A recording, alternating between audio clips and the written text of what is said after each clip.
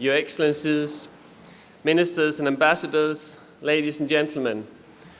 As the Danish Minister for Environment and Food, it is an honor for me to welcome you to this second World Food Summit, Better Food for More People, here in Copenhagen. Have any of you ever been in a food desert? I have. In the southeastern part of Washington, D.C., residents in this district haven't been able to buy fresh food for many years now. Supermarkets and shops only sell processed food. What does this mean for the understanding of food, the origins? What if our only experience of food preparation is opening a package and turning on the microwave?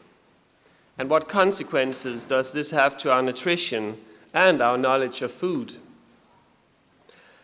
All of a sudden, we have distanced ourselves from what we eat.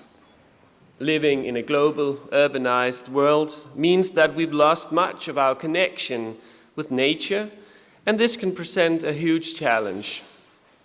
Of course, everybody has the freedom and right to eat whatever they want, but as you know, continuous unhealthy eating has severe consequences. And since incidences of obesity and lifestyle diseases are rising throughout the globe, it is important, in fact, it is vital, that we inform people so they can make an enlightened decision. Leaving Washington, D.C. and returning home to Copenhagen, I was sure that, of course, there's nowhere even approaching a food desert in Denmark.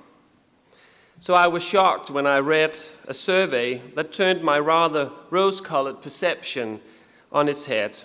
The survey documented in black and white that on a random evening in 2017, 1 out of 3 young Danes ate a pre-cooked processed meal for dinner. 1 out of 3. This was a real eye-opener for me. The survey confirms that we're living in an age in which ever more people have either lost their interest in food or simply have trouble finding the time to cook in a busy lifestyle. So although there might not be any Danish food deserts on a map, the conclusion is the same. Unhealthy food habits are spreading, and so are the consequences.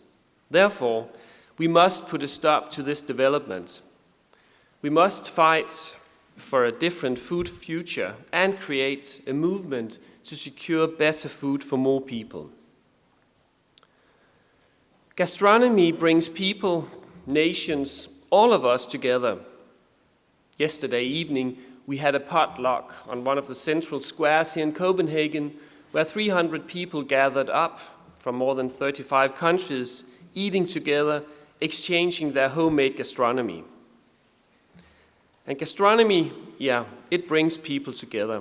And therefore, we are this year taking the movement forward, seeking solutions with gastronomy as the recipe. A lot of people associate gastronomy with white tablecloth, red wine, and at extravagant prices, and fine dining. But we need to change this misconception. Gastronomy is not just for the privileged few, it is for everyone.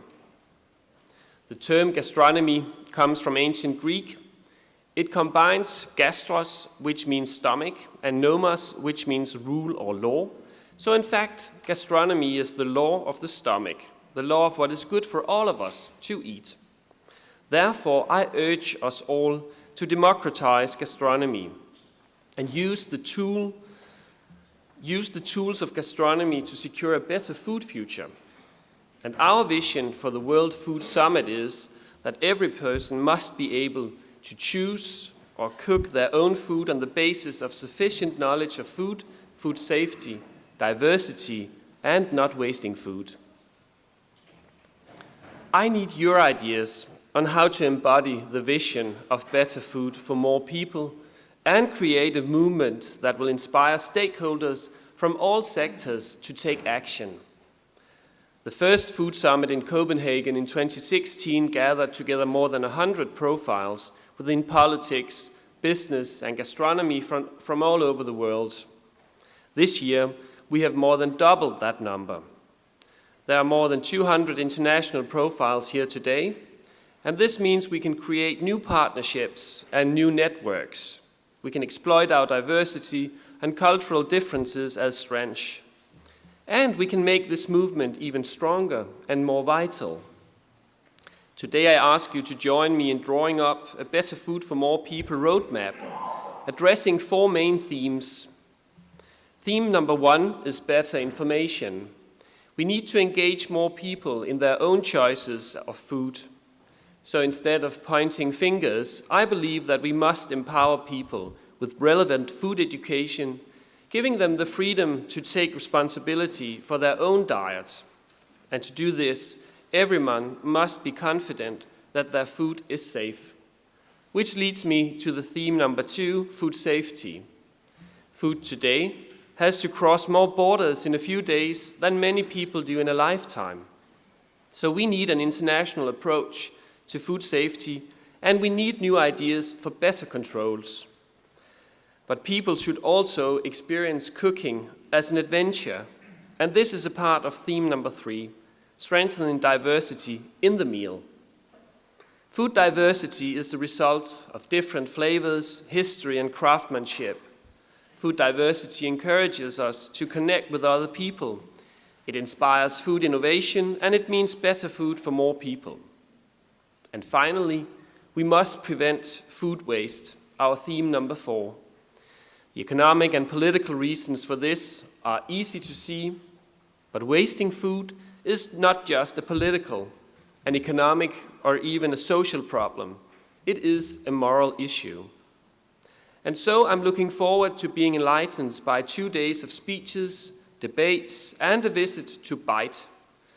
I wish you all a fruitful and rewarding World Food Summit 2017. Together I hope we can eliminate food deserts, both those on the map and off the maps. And I hope we can find ideas to spread the joy of cooking. And I hope we can democratize gastronomy for the people and by the people. Thank you and welcome.